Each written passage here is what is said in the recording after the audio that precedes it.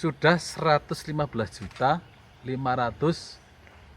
dalam 1 tahun. Ini 1.000 pohon loh.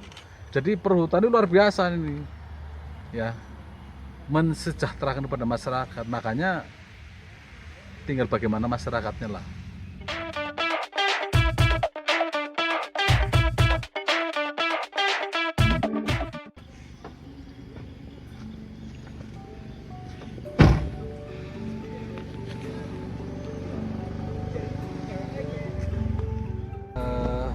Teman-teman semuanya, jadi ini tanaman kopi jenis Arabica. Ini memang diprogram oleh perhutani untuk pemanfaatan lahan di bawah tegakan. Jadi di bawah tegakan ini kita manfaatkan untuk tanaman kopi. Nah, ini kopi jenisnya Arabica yang ditanam oleh anggota LMDH. Ini ada sekitar 2.500-an lah. Jadi fungsinya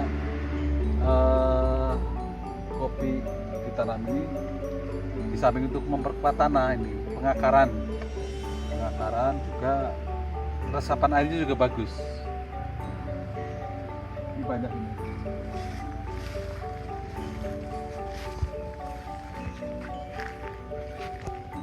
Ya, jadi tanaman kopi jenis Arabica ini memang idealnya ditanam di ketinggian di atas 700 meter mdpl lah, hingga 2.500 masih bisa gitu. Karena memang spesifikasinya berada di ketinggian daerah dingin lah gitu. Ini jenisnya Arabica, varietasnya dari Bandung ini, Sigara Rutang ini. Ini bagus juga di daerah dingin. Ini udah ciri-cirinya kan udah hijau banget, ini bagus. Nah, ini keuntungan menanam di bawah tegakan, sehingga faktor kerusakan itu hampir tidak ada, karena ada tanaman kopi yang bisa menahan erosi. Bagus lah. Dan kami perhutani mendukung kopi daripada jenis sayuran, karena kalau sayuran itu tidak ada rega budidnya lah, jelek gitu. Karena pengolahannya rutin loh. Kalau ini pemeliharanya tidak membutuhkan pengolahan lahan seperti itu. Makanya kami mendukung sekali. Untuk dari masa tanam sampai panen itu kita butuh berapa bulan, Pak? Berapa tahun? Kalau tanam itu bisa mulai berbuah itu sekitar 2 tahun, 3 tahunan lah. Ini sudah bisa berbuah. Cuma tidak maksimal. Kalau yang maksimal itu 5 tahunan. Gitu. Ini kalau betul-betul itu bagus loh. Satu pohonnya nanti di usia 5 tahun itu bisa standar. Itu bisa 5 kilo, 7 kilo, 10 kilo. Kalau kita buat misalkan 5 kilo kali 1.000 pohon aja ini dalam 1 tahun ya, itu sudah 5.000 kilo ya, atau 5 ton lah. Kalau harga ceri merah itu 5.000, itu sudah berapa? 25 juta kan? Kan bagus itu. Apalagi kalau diolah, dijadikan, dijemur, keringkan, kemudian dijadikan apa itu, gabah ya, itu rendemennya 33%. Ini menurut waktu saya ikut studi banding di Bandung. Jadi kalau yang 5.000 itu menjadi 1.650 kg, tapi kering sudah jadi gabah, tinggal nanti roasting aja. Itu kalau kita jual 50.000 aja dalam 1 kilonya sudah banyak lah. Berapa ya? Ya puluhan juta lah, puluhan juta itu hasilnya. Kita hitung nih ya, matematika ini 1.650 kali 50.000. Wih, itu sudah 82.500.000. dalam 1 tahun. Nah, berharap nih obrolan ini nih bisa masyarakat sekitar hutan tahu nih, ternyata bisa menghasilkan uang banyak.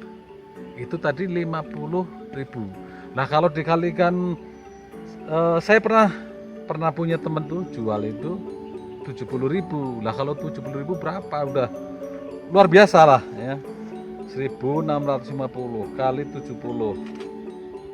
Ini biar akurat ini. Sudah 115.500.000 dalam 1 tahun. Ini 1.000 pohon loh.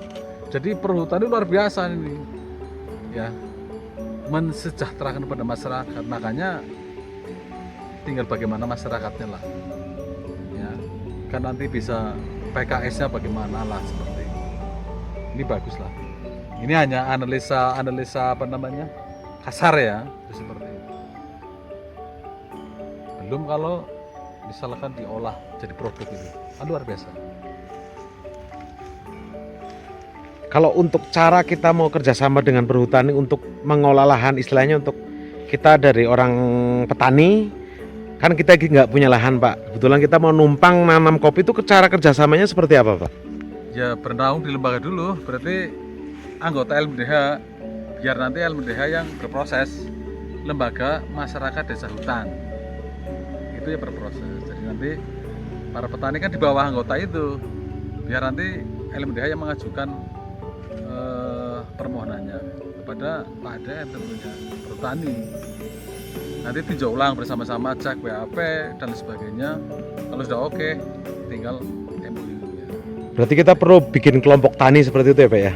Ya sudah ada kelompoknya itu dari tahun 2002 sudah ada, tinggal ya mereka harus bisa mencari celah, sudah ada peluang legalitasnya kan.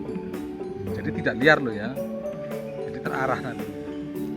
Nah untuk kita kan perlu ada tahu istilahnya kalau kita kerjasama dengan perhutani, nah cara berbagi hasilnya seperti apa Pak? Wadah hitung-hitungannya itu ya di kantor hitungannya.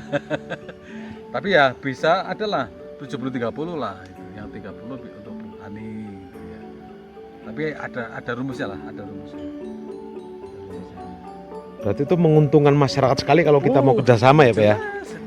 Mau istilahnya kita kerjasama terus dari pihak perhutani mengarahkan kita mau ditanam di mana gitu.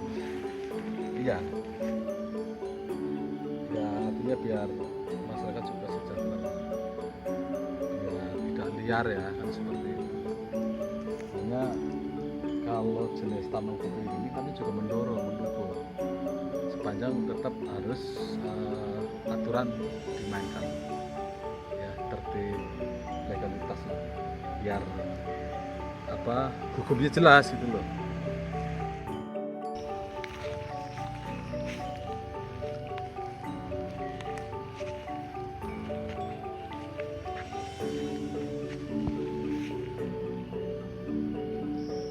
Ini nanti tidak boleh tinggi-tinggi loh ya. Makanya petani itu harus juga diarahkan, jangan asal nanam aja. Jadi yang baik itu kopi tidak boleh tinggi lebih dari 2 meter ya, sebatas tinggi dada lah, antara 130-an. Tujuannya biar panennya itu mudah nanti. Kalau ketinggian nanti repot panennya, pendek nanti bisa batang menyebar, pemanennya mudah.